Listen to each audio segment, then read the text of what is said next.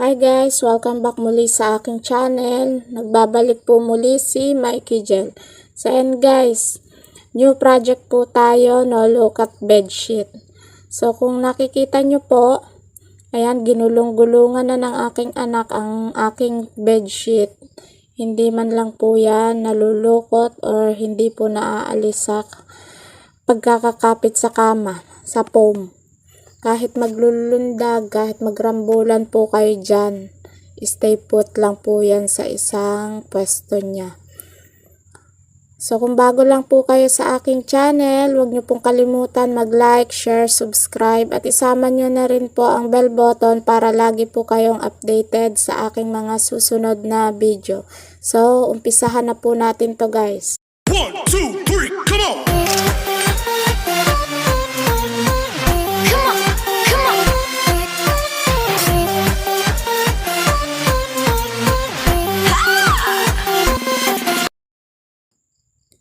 So, ito na nga guys. Dahil spandex cotton po ang ating gamit na tela, mag-a-adjust po tayo sa measuring ng ating tela. So, ang width po ng ating tela ay 75. 75 po yung width ng ating tela. So, pwede na po natin itong gamitin para sa width ng foam. So, susukatin po natin to.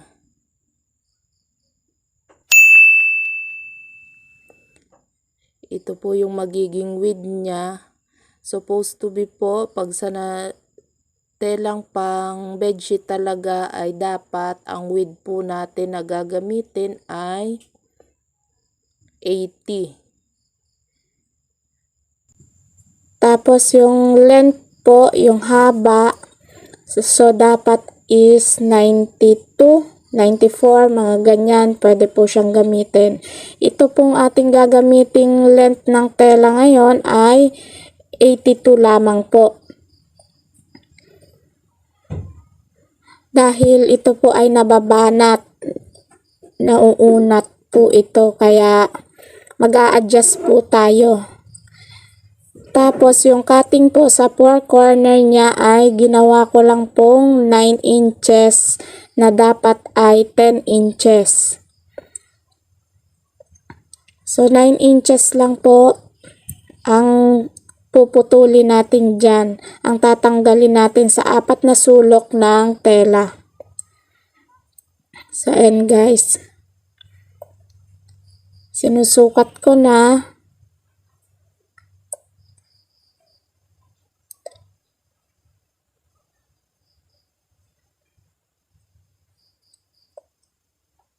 Uulitin ko guys, ang sukat po ng tela na ginamit ko ay 75 by 82. Yan lang po yung lapad ng tela at haba ng tela na ginamit ko. Tapos, ang apat na sulok po ay tatanggalan ko lang po ng 9 by 9 inches. Yun lang po yung aalisin ko.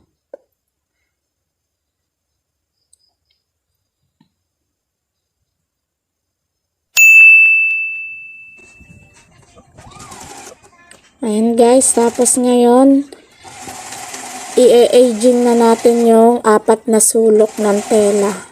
So, uulitin ko guys, kung bago lang po kayo sa channel ko, huwag niyo pong kalimutan mag-like, share at mag-subscribe na rin po. Isama niyo na rin po yung bell button para lagi po kayong updated sa aking mga susunod na video. And guys, bibilisan na natin, ipapas forward na natin ang pag-aging. Pagkatapos po nito guys ay garter naman po. Usong-uso po ito ngayon, yung lalukot bedsheet. Kaya kesa bumili ako, edi gagawa na lang po ako. Yan. Habang tinatahi po natin ay batakin po natin ng maayos yung garter. Ang ginamit ko po palang garter dito, ang sukat nito ay 1/2 inch. Yung haba naman po niya ay binase ko na lang po kung hanggang saan po siya matatapos sa tamang hatak din po. So wala po siyang specific na sukat ng haba ng garter.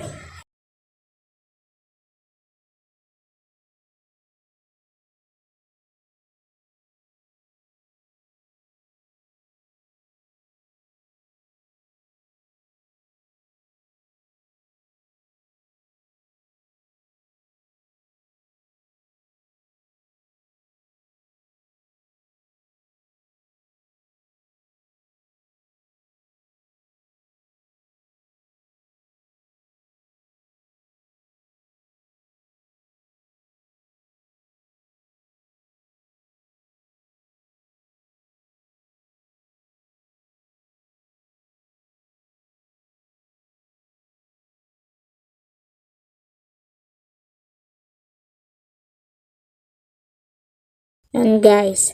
So ngayon guys, papasadahan na lang natin to, tapos na. Napakadali lang po nitong gawin. Maganda po itong pang business ngayong darating na Pasko. At marami pong sa mga gustong bumili ng no lukot bedsheet. At kung interesado po kayong bumili, PM nyo lang po ang Mikey Gel Facebook ko. At re-replyan ko po kayo.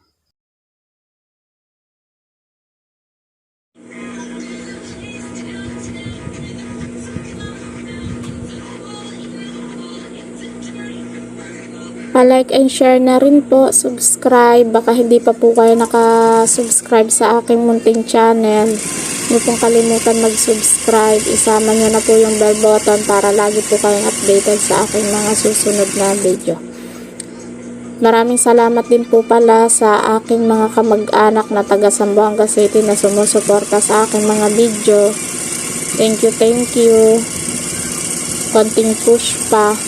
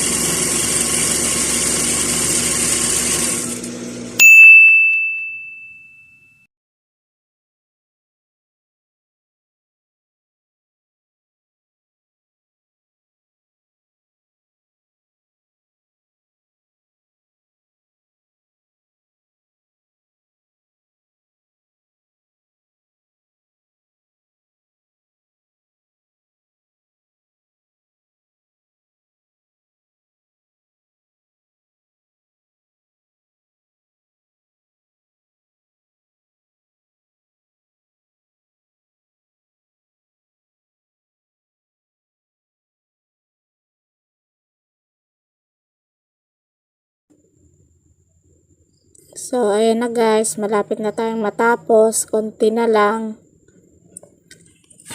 Binilisan na natin to guys.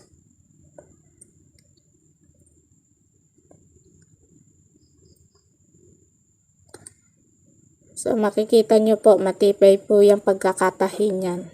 May aging na, may pasada pa. Ang sukat nga po pala nito is queen size, 75 by 60. 60 by 75 po yung sukat ng foam by 4 inches. So, ang ginamit ko pong tela is 75 by 82. Yan po yung sukat ng tela na spandex cotton na ang aking ginamit. So, yan lang guys. Maraming salamat sa panonood. Bye-bye!